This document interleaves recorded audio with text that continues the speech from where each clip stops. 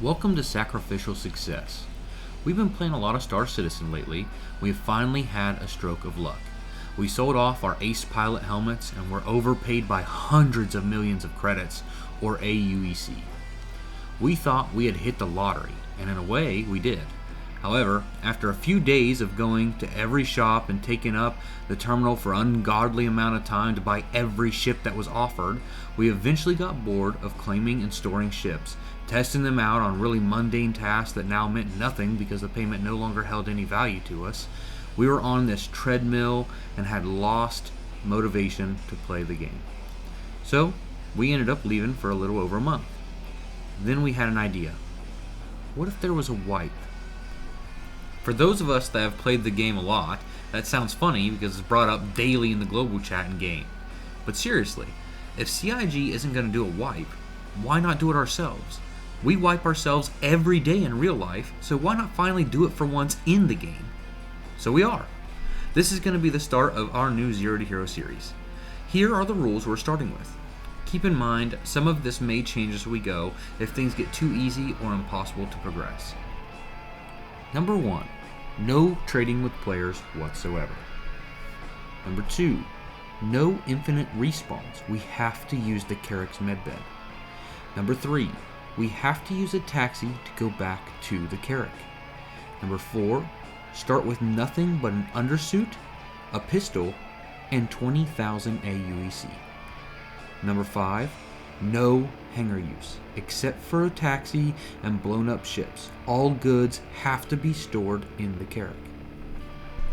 So I'm sure some of you are wondering, what the hell is a Carrack? Well, this is a Carrack. It's a massive ship that will now be serving as our home base.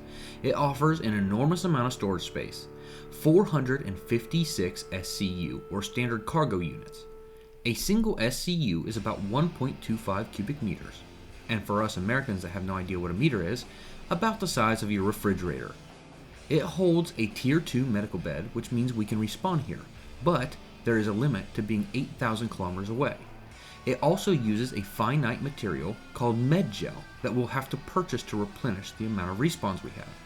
So this means we're going to be limited to staying on the planet Hurston unless it is absolutely necessary to go to a nearby moon. It also houses some special features, like a hangar that can fit small ships, which will house my personal starter ship, the P-8X Pisces Expedition.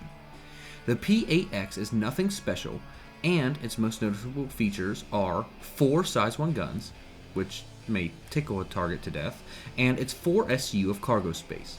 Hopefully, that'll give you some size comparisons between starter ships and the massive Carrack. The org mate that'll be joining me is going to be flying a ship called the Intrepid. It's another starter ship, and it's known for its single size 4 gun, its 2 size 1 missiles, and its 8 SCU of cargo. We also have a garage that can fit some ground vehicles and will be holding our land vehicle, the RSI Ursa.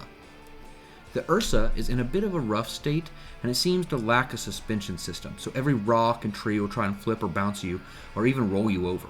This will be kept for mostly emergency use until we can upgrade to a ship that can carry it along. Well, the Carrack can carry it, so why not use that? Good question.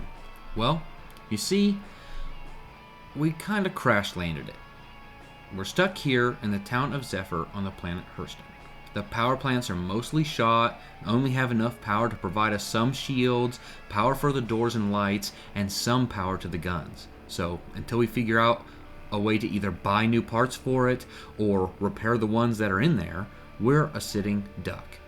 And if you haven't put 2 and 2 together yet, that means that at any moment, our new home base can be raided and ransacked by players looking for free loot on a downed ship, making us start the process of gathering it all over again.